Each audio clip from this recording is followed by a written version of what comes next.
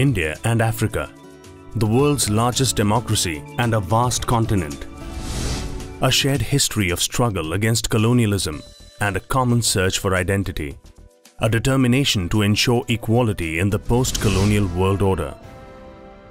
At the turning point of the 21st century, this partnership is rekindled and taken forward with the second Africa-India Forum Summit held in the political capital of Ethiopia, Addis Ababa. I bring to the people of Africa fraternal greetings from the people of India. This, ladies and gentlemen, is a historic gathering. It is the first time that the leaders of India and Africa are meeting on such a scale on African side. India will work with Africa to realize its vast potential. We believe that a new vision is required for Africa's development and participation in global affairs. We do not have all the answers, but we have some experience in nation building which we are happy to share with our African brothers and sisters. Focusing on Africa's best interests, the Indian Prime Minister volunteered India's aid in developing a globalized Africa. To help achieve these goals, several initiatives were outlined.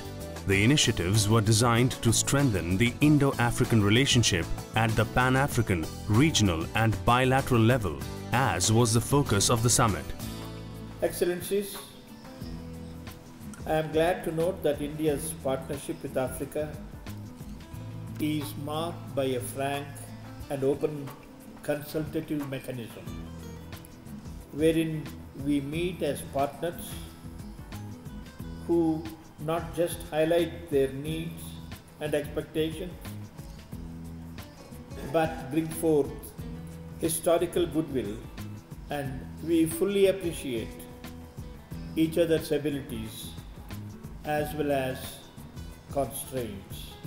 It is in this spirit that I wish to outline some initiatives for the consideration of our African partners. These will enhance our development partnership, which is founded on the pillars of mutual equality and common benefit. The summit focused significantly on the need to bridge the digital divide and harness the socio-economic benefits of information and communication technology.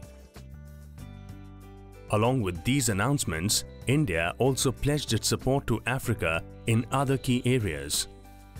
It proposed the establishment of several institutions at the Pan-African level to fulfill diverse needs. Africa has strong regional organizations which play an important role in supporting development activities. India has extended its cooperation to these organizations, giving them further momentum in achieving their goals. Besides announcing key initiatives, the AIFS2 was also a platform for Prime Minister Singh to strengthen critical bilateral ties. He held meetings with 5 African heads of state to discuss imperative bilateral initiatives and to pledge his support on behalf of the Indian people.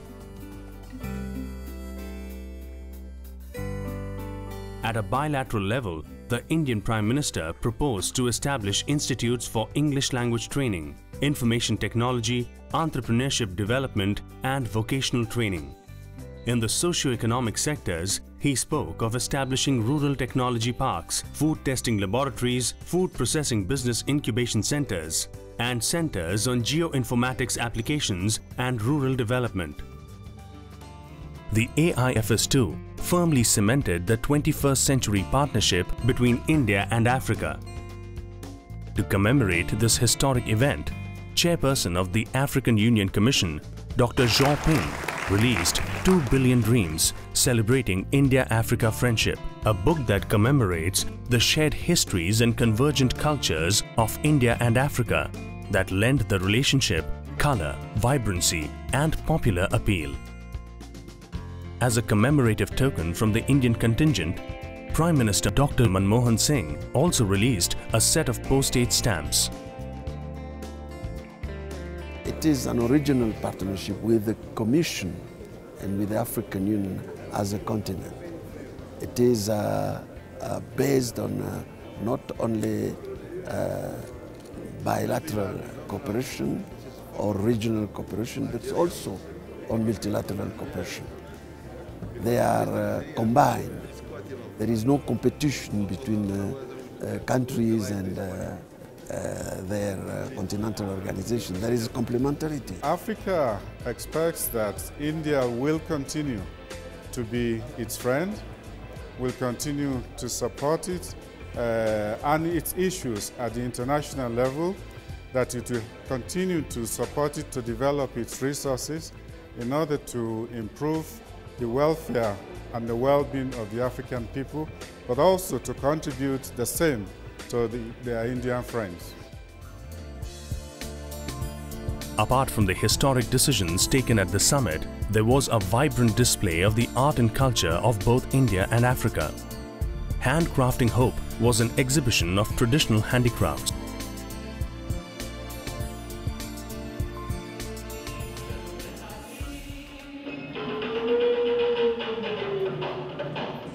A week-long film festival was organized, celebrating Indian cinema. From tradition to innovation, a multimedia exhibition took viewers on a journey. From African and Indian traditional roots to their innovations in the 21st century, journalists converged at a media symposium to deliberate upon enhanced media engagement between the two partners. Dance troupes enthralled the audience with their exhilarating performances. For the profitability, income generating, we can work in different things. As the summit drew to a close, the warm relationship between the two partners was celebrated at the retreat, a lunch hosted by the Indian Prime Minister. It was the perfect ending to AIFS2, which itself marks the beginning of a new era in Indo-African relations.